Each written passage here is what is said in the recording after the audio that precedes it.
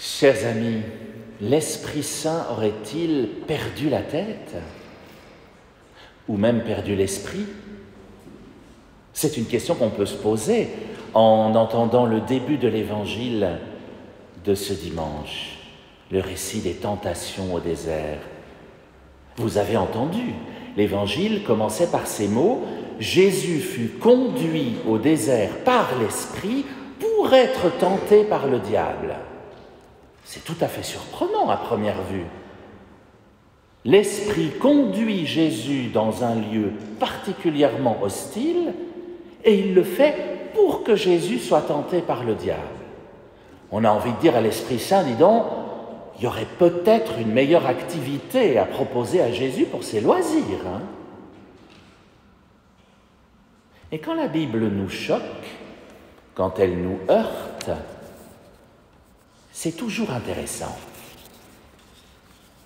Il ne faut pas passer sur ces versets comme ça. Au contraire, il faut creuser pour comprendre pourquoi l'Esprit conduit Jésus au désert. Pour qui a eu la chance, il y en a peut-être parmi vous, de voyager dans le désert, ça évoque immédiatement des images, des souvenirs. Mais dans nos régions, nous sommes relativement nombreux à ne pas connaître l'expérience géographique du désert. Sauf les déserts de neige, là-haut dans les montagnes, c'est autre chose, n'est-ce pas? Pourtant, vous connaissez tous le désert. Tous, sans exception. Même les plus jeunes d'entre nous. Parce qu'il y a le désert géographique, bien sûr, mais il y a d'autres déserts. Le deuil est un désert. La maladie est un désert. La souffrance est un désert. La solitude est un désert. La dépression, le burn-out sont des déserts. L'addiction est un désert. Le blues, le désespoir, le fatalisme, le pessimisme, la résignation, l'indifférence, la mise à l'écart sont des déserts. Le handicap est souvent un désert. Vous voyez, chacun de nous, nous connaissons, au moins pour ce qui est du désert de la maladie, nous connaissons au moins un désert, et en général plusieurs. Nous en traversons régulièrement dans nos existences des déserts. Or, le tentateur rôde dans les déserts de nos vies, dans chacun des déserts que j'ai indiqués, pas seulement dans le désert géographique. Il nous y attend pour nous faire ces propositions alléchantes, propositions de changer la réalité, changer des pierres en pain, par exemple, proposition de pouvoir, je te donnerai tous les royaumes de la terre, proposition de toute puissance, jette-toi en bas, tu seras sauvé. Et il en a des propositions malhonnêtes à nous faire dans les déserts de nos vies. Proposition d'abréger nos souffrances, par exemple. A priori donc, on n'a pas tellement envie de se rendre dans les déserts de nos vies. On n'y va jamais par choix. Et pourtant, j'y reviens, la Bible nous dit que l'Esprit nous conduit dans le désert, comme elle conduit Jésus dans le désert. Qu'est-ce que ça veut dire? L'Esprit Saint voudrait-il absolument nous pousser à souffrir? Vous sentez bien que cette interprétation n'a aucun sens.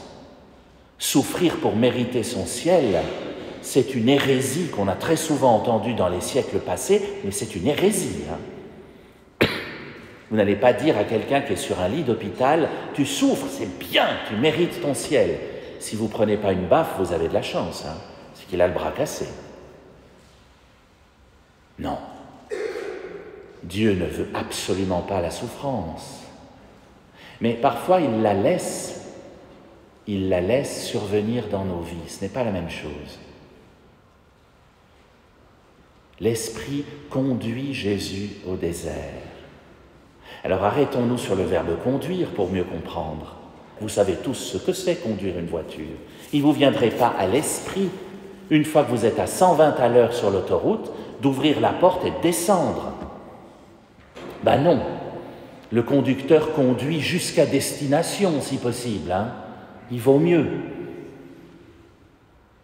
Et donc, quand on dit que l'Esprit conduit Jésus au désert, il ne fait pas que le pousser au désert en disant « débrouille-toi », il le conduit jusqu'au bout, jusqu'à destination.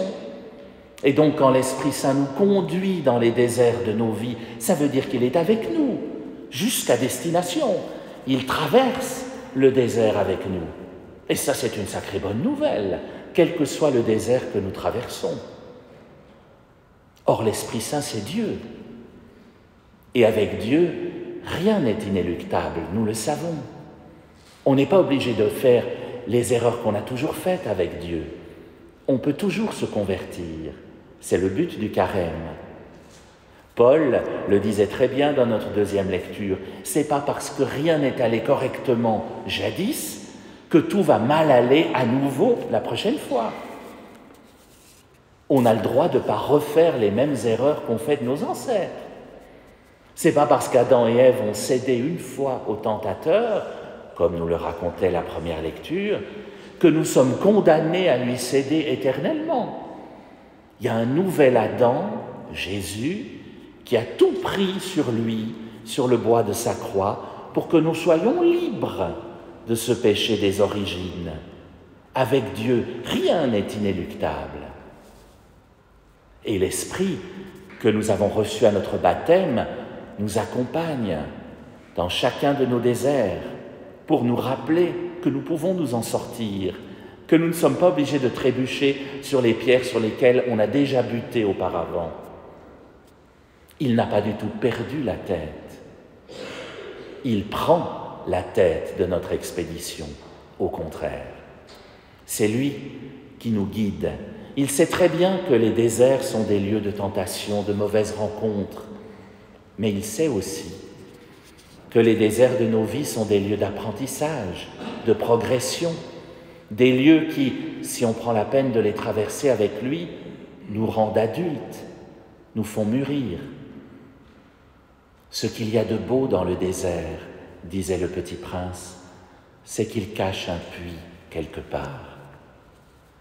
Ce qu'il y a de beau dans le désert, c'est qu'il cache un puits quelque part. Laissons-nous donc conduire par l'Esprit Saint dans le désert du carême, car ce désert cache lui aussi un puits, une source d'eau vive qu'on appelle la résurrection. Nous y parviendrons dans une quarantaine de jours, et d'ici là, l'Esprit guidera nos pas, et comme pour Jésus, il nous aidera à ne pas céder au tentateur, alors que l'Esprit Saint vous accompagne, chers amis, dans le désert du carême, mieux qu'il vous y conduise pleinement.